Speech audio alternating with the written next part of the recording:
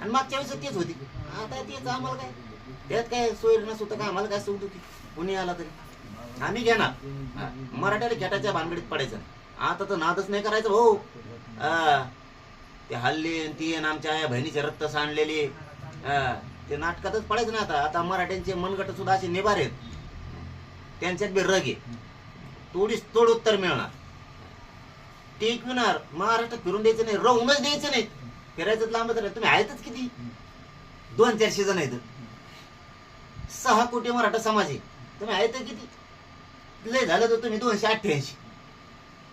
288 तर टेम्पोच भरून नेते मराठी कोणकडे समुद्रात नेऊन टाकी.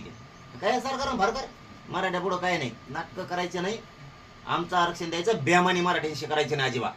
आरक्षणाच्या मागण्या मान्य करायच्या नसता. एवढं सामूहिक आमरण पोषण होणार, तुमचे डोके बंद पडून तुम्हाला बराळ्याच्या दवाखान्यात ऍडमिट